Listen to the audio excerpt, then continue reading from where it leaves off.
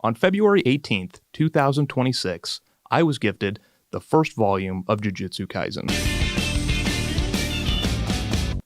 To understand why this matters, you need to understand one thing. I hate anime, or rather, I used to. I used to be a piece of shit. I've always been one of those guys who rolls their eyes whenever somebody brings up anime or manga. My perception of all of it was that it was something that was just a little too over the top for me. Everybody was always yelling, and it just seems like the whole point of the show is just to show off these like really big epic battle sequences. And I just figured, look, it isn't for me, and I'm okay with that. But then my sister handed me JJK Volume 1, and in just a little over a month, I read all 30 volumes of JJK. So what happened?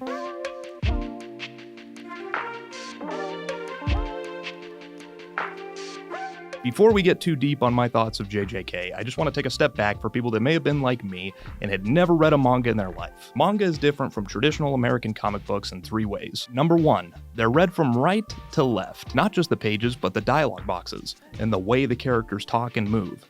You read everything from right to left. And this was the thing that I was worried about the most, because since I was a teenager, I've been reading American comic books. I went to the comic shop every Monday, and me and my buddies would pick up the latest comics. And my brain is wired in a certain way where I read from left to right like a good American boy, and I had to worry about changing that and rewiring my brain to read from right to left. So reading it from right to left seemed like it would be a big deal, but my brain rewired itself pretty quick. Number 2, they're mostly always in black and white. Again, this is something that I thought would bother me because I'm used to American comic books where they're colored, and what I'm about to tell you next is what really helped me to understand why these have to be in black and white. So reason number 3, these are released weekly. The creator of JJK, Giji Akutami, was drawing and writing 19 pages of this every week. I can't imagine pumping out 19 pages of anything, let alone drawing and writing dialogue for 19 pages. Imagine adding color to that. So that made it a lot easier for me to understand why these have to be in black and white. So now that we're past explaining what a manga is, let's dive into JJK. Right off the bat, the first thing I noticed was that my perceived flaws of what anime and manga were immediately lifted, because in anime, you have to worry about a voice actor, and if the voice actor isn't doing a very good job, I can't shut my brain off to let that slide. My brain will just constantly go, okay, that's annoying, I can't handle this, or these flashback sequences are too much, or the way that was animated is very strange, and I can't do anything about that. It just is what it is. But when I'm reading a manga, my imagination can run wild. Everyone can sound the way that I want them to sound. And when the manga got too silly, my brain was able to forgive it much easier than if I was watching it. And again, this is just my brain, I'm just explaining how my brain works.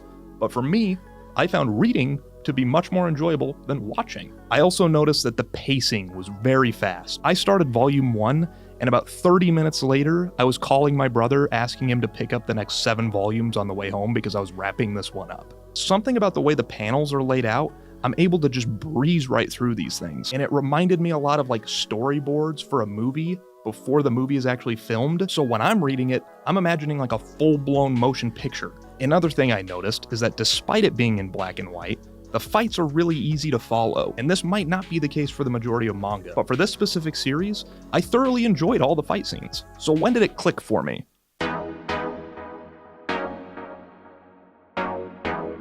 Pretty fast, actually. My brother and sister are pretty big fans of the anime, so I kept hearing the Shibuya arc, or the Shibuya incident, and so I was waiting for that specific moment, or the specific arc, to start.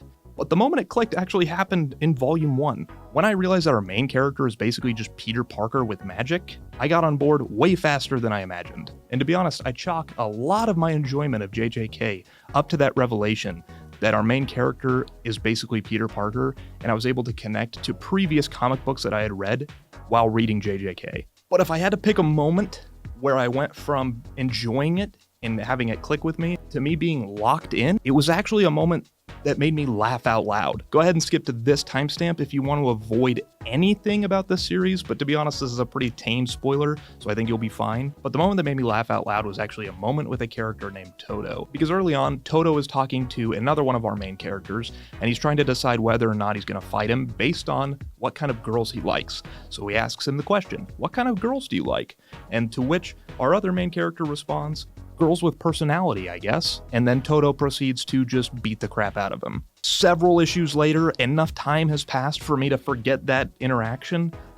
Todo encounters Yuji for the first time, our main character, and he asks him the same question. What kind of girls do you like? And Yuji responds, ケツとタッパのでかい女の子かな。ジェニファー・ローレンスとか。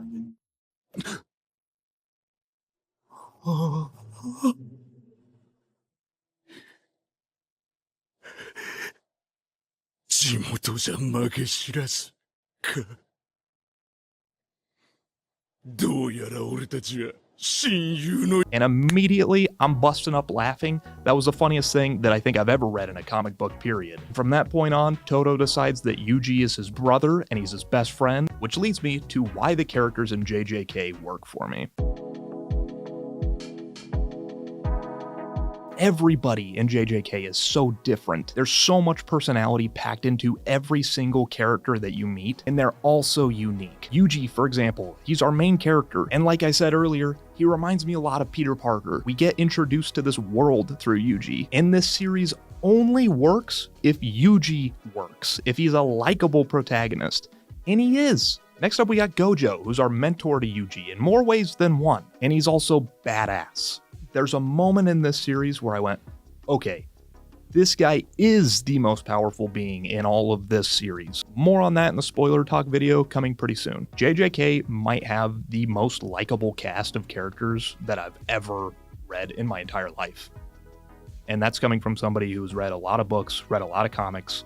JJK's cast of characters is just next level. There are character arcs that happen in this series that just left me stunned. And Yuji never feels like a chosen one character. He just feels like a normal kid who was thrown into a situation and he wants to do the right thing. He's dealing with something that is just way above his pay grade and he just has to deal with it. And he does, because that is what a hero does. Never in this series did I question Yuji's morals or his attitude towards anything that happens to him, because from volume 1, you know why he's doing it. He's doing it because he wants to help people. And that's a beautiful thing in this series, is the battle of good versus evil, because you see both sides. And then we've got our villains. And when I say that the Rolodex of villains in this series is stellar, I mean it. We have all sorts of villains, from a guy with a volcano on his head to a villain that is summoned through eating his remaining fingers. If you have no idea what I'm talking about, that's totally fine. I didn't either, and it sounds ridiculous, but it's awesome. All the way to a villain that reminded me so much of Magneto, and when I made that connection, I audibly said, oh crap, this is awesome. What are some things that I had to get used to?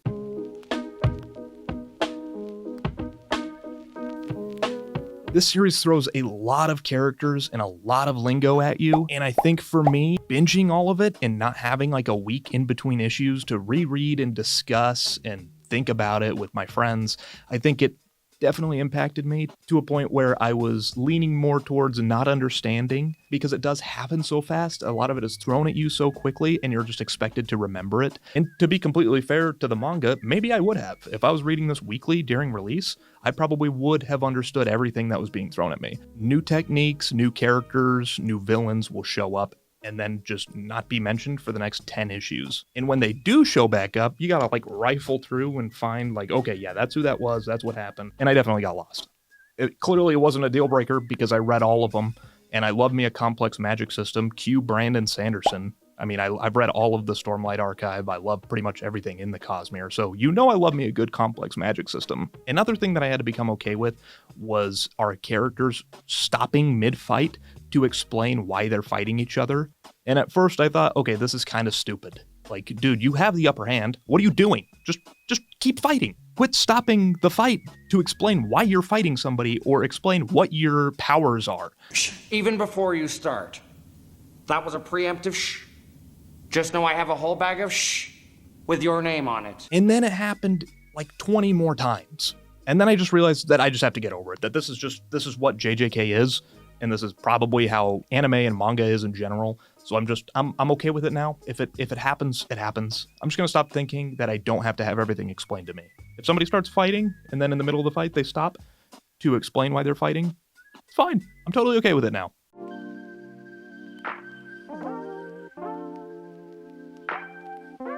JJK surprised me. Never in a million years would I have guessed that a 30-volume manga would just completely demolish my TBR of this long list of books that I already have to read, but this one did. Any free time that I had during the day was spent reading this series. This was a cinematic experience. I haven't watched the anime yet, but I 100% plan to, because this was awesome. If all manga is like this, then I would say, yeah, it definitely changed my perception. I don't think I'm going to be rolling my eyes the next time I'm strolling through Barnes & Noble and I see a bunch of people in the manga section. So now the real question is, am I a manga fan now? Or did I just read the best one and it's all downhill from here? And to be honest, I don't know. So I'm going to leave the question to you guys. What do you guys think I should read next? What do you think I'd enjoy based on my love of JJK? Thank you so much for watching. Consider subscribing. Leave a comment down below if you want to talk about JJK. I'm pretty stoked right now, so I'm going to be responding to as many as I possibly can. I loved a manga. That feels illegal to say.